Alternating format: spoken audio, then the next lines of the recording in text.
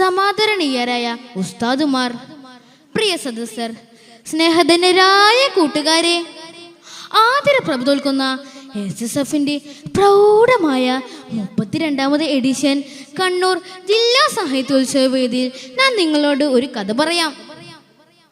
അനുരാഗത്തിന്റെ രാജപുഷ്പമായ മുത്തുനബി സല്ലല്ലാഹു അലൈഹി വസല്ലമയുടെ ജീവിത നഖചരിത്രത്തിൽ നിന്നും ഒരു ചിന്ത്. എൻ്റെ കഥ നിങ്ങൾ സശ്രദ്ധം കേൾക്കണേ. അതാ നോക്കൂ, ആ ഇടവഴിയിൽ ഒരു കൊച്ചുമോൾ നിൽപ്പുണ്ട്. തെളിച്ചമുള്ള 2 കണ്ണുകളും കണ്ണീരൊടുക്കുകയാണല്ലോ. നറുപുഞ്ചിരി വീട്ടേണ്ട ആ മോളുടെ അധരങ്ങൾ വിതുമ്പുകയാണല്ലോ. എന്തു പറ്റി?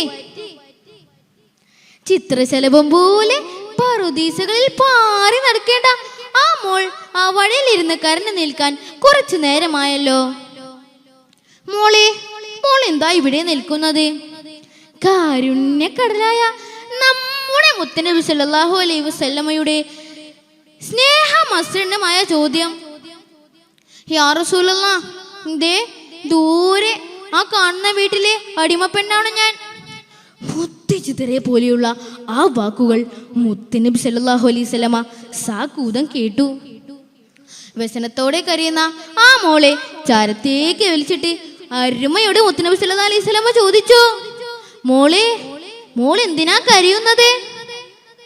പൂനിലാവിന്റെ ശോഭയുള്ള തിരുദൂതരുടെ മുഖത്ത് നോക്കി ആ മോൾ മൊഴിഞ്ഞു, യാ റസൂലല്ലാഹ്, ദേ ദൂരെ ആ കാണുന്ന വീട്ടിലെ ജോലി ചെയ്യുന്ന അടിമപ്പെണ്ണാണ് ഞാൻ. യജമാനൻ ഗോതമ്പ് മാവ് വാങ്ങാനായി 2 ദിർഹം തന്നെ എന്നെ കടയിലേക്ക് പറഞ്ഞയച്ചതാ. ആ 2 ദിർഹം എന്റെ കയ്യിൽ നിന്നും എങ്ങോ വീണുപോയി നബിയേ. കാശില്ലാതെ ഞാൻ എങ്ങനെ വീട്ടിലേക്ക് തിരിച്ചു ചെല്ലും? അവരോട് ഞാൻ എന്താ പറയാ? മുത്തുനബി സല്ലല്ലാഹു അലൈഹി വസല്ലമ ആ മോളുടെ സങ്കടം വായിച്ചെടുത്തു. സ്നേഹത്തോടെ പതിഞ്ഞ സ്വരത്തിൽ മുത്തുനബി സല്ലല്ലാഹു അലൈഹി വസല്ലമ ആ മോളോട് പറഞ്ഞു, മോളെ, മോൾ വിഷമിക്കേണ്ട, ഞാൻ തരാലോ ആ 2 ദിർഹം. മുത്തുനബി സല്ലല്ലാഹു അലൈഹി വസല്ലമ തന്റെ കമീസിന്റെ കീശയിൽ നിന്നും 2 ദിർഹം എടുത്ത് ആ മോളുടെ കൈവെള്ളയിൽ വെച്ചു കൊടുത്തു. നഷ്ടപ്പെട്ട ആ 2 ദിർഹം തിരിച്ചു കിട്ടിയിട്ടും ആ മോൾ നിന്നു കരയുകയാണ്. മോളെ, മോളുടെ കയ്യിൽ നിന്ന് വീണുപോയതിന് പകരം ഞാൻ മോൾക്ക് 2 ദിർഹം തന്നല്ലോ. വീണ്ടും മോൾ എന്തിനാ കരയുന്നത്? യാ റസൂലല്ലാഹ്, ഗോതമ്പ് മാവ് വാങ്ങിച്ച് തിരിച്ചു ചെല്ലാൻ ഞാൻ ഏറെ വൈകി. അക്കാരണത്താൽ വീട്ടുകാർ എന്നെ തല്ലും. അത് പേടിച്ചിട്ടാ ഞാൻ കരയുന്നത്. അലിവിന്റെ അറ്റമില്ലാത്ത സാഗരമായ തിരുദൂതരുടെ മനസ്സ് ആർദ്രമായി. മോളെ, മോൾ വേല ചെയ്യുന്ന വീട് എവിടെയാ? അതാ ആ ഇടവഴിയും കഴിഞ്ഞ് പോകണം നബിയെ. ഈന്തപ്പനകൾ തണൽ വിരിച്ച മരുഭൂമിയിലൂടെ ആ മോളോടൊപ്പം നബി സല്ലല്ലാഹു അലൈഹി വസല്ലമ ഒത്തിരി ദൂരം നടന്നു. എത്രമേൽ ചന്തമുള്ളതാണ് ആ ചിത്രം അല്ലേ കൂട്ടുകാരെ?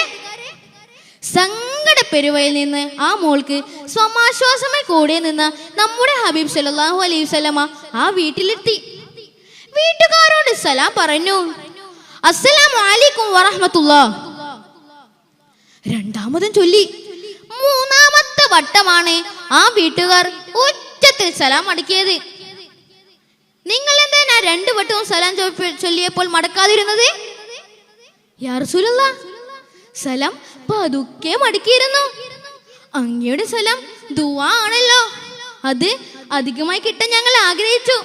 അതുകൊണ്ടാ അത് 2 വട്ടവും ഞങ്ങൾ പതുക്കെ സലാം മടക്കിയത്. യാ റസൂലല്ലാഹ്, അങ്ങ് എന്തേ നേരത്തെ ഇവിടെ വന്നതെന്ന് പറഞ്ഞാലും?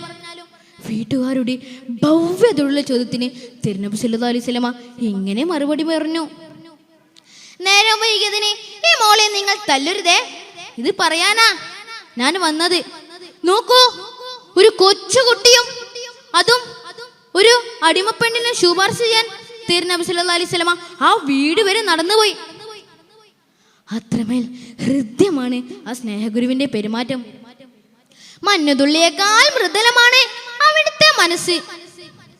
അതിനുശേഷം നബി സല്ലല്ലാഹു അലൈഹി വസല്ലമയോട് ആ വീട്ടുകാർ പറഞ്ഞു, ഞങ്ങൾ ഈ മോളെ ഒന്നും ചെയ്യുകയില്ല, മാത്രമല്ല അങ്ങോട്ടുള്ള ആദരം കൊണ്ട് അടിമത്തത്തിൽ നിന്നും ഇപ്പോൾ ഈ മോളെ ഞങ്ങൾ മോചിപ്പിക്കുകയാണ് നബിയെ.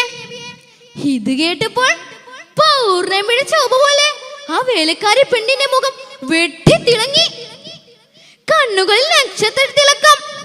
സലാത്തിന്റെ ഗുൽമോഹറുകൾ സ്നേഹ നൈവേദ്യമായി നമുക്ക് ഹബീബിനായി അർപ്പിക്കാം. കഥക്ക് തിരിശീലി വീഴുന്നു. അസ്സലാമു അലൈക്കും വറഹ്മത്തുള്ളാഹി തആല വബറകാതുഹു.